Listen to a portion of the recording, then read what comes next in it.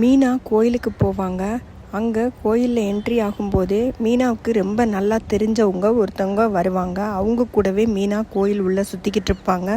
அப்போ அவங்க மீனா கிட்டே என்ன சொல்லுவாங்கன்னா, அவங்க மாமியாருக்கு ரொம்ப உடம்புக்கு முடியலைன்னு அவங்கள பார்த்துக்கிறதுக்கு ஒரு ஆள் வேணும். எல்லாருமே வேலைக்கு போகிறதுனால எங்கள் மாமியாரை கவனிக்கவே முடியலை மீனா, நல்லா தெரிஞ்சவங்க யாராச்சும் இருந்தால் சொல்லு வேலைக்கு அப்படின்னு சொல்லியிருப்பாங்க மீனா கிட்ட.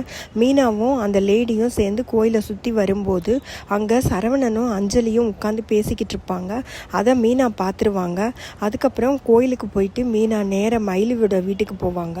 மயிலுக்கிட்ட இந்த மாதிரி ஒரு வேலை இருக்குது, உங்களுக்கு பிடிச்சிருந்தா மட்டும் செய்யுங்க அப்படின்னு சொல்லிட்டு மயிலை கூட்டிகிட்டு அந்த ஒருத்தவங்க அவங்க மாமியாரை பார்த்துக்கிறதுக்கு ஆள் வேணும்னு கேட்டாங்கல்ல, அந்த வீட்டுக்கு கூட்டிகிட்டு போவாங்க. அங்கே மயிலை வேலைக்கு சேர்த்து விட்டுருவாங்க. மயில் எல்லாத்துக்கும் சரின்னு சொல்லிடுவாங்க. 10,000 ரூபாய் சம்பளம்னு சொல்லியிருப்பாங்க. அவங்க உள்ளே போனதும் மீனா மயிலுக்கிட்ட 10,000 ரூபாய் சம்பளம் ஓகே தானாக்கா அப்படின்னு கேட்பாங்க. மயில் எல்லாத்துக்குமே சரின்னு சொல்லிடுவாங்க. இப்போதைக்கு எனக்கு வேலை மட்டும்தான் வேணும் மீனா, ரொம்ப தேங்க்ஸ் மீனா அப்படின்னு சொல்லுவாங்க.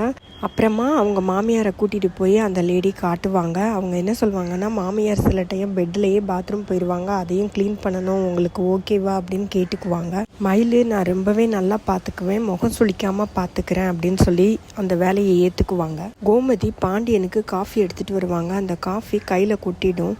சூடான காஃபி கையில் கொட்டினதும் அவங்களுக்கு வலி தாங்க முடியாது. அரசி தான் எழுந்து அவங்க அம்மாவுக்கு ஹெல்ப் பண்ணுவாங்க. பாண்டியன் எப்போ பாரு நாடகம் போட்டுக்கிட்டே இருக்கேன் அப்படின்னு கோமதியை திட்டுவார். அதனால கோமதி சாப்பிடாம உட்காந்துருப்பாங்க.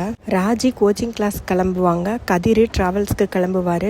தலையை இப்படி பின்னாத, இப்படி கட்டுன்னு சொல்லிட்டு தலையை விரித்து போட்டுட்டு ராஜியை கூட்டிகிட்டு போவார் கதிர். அதனால கோமதி திட்டுவாங்க, தலையை கெட்டுடி முதல்ல, இப்படி அடி போவாங்க வெளியில் அப்படின்னு சொல்லிட்டு தலையை கெட்ட சொல்லுவாங்க. இவ்வளோதாங்க, பெருசாக ஒன்றும் இல்லை. இன்றைக்கி எபிசோடு முடிஞ்சது.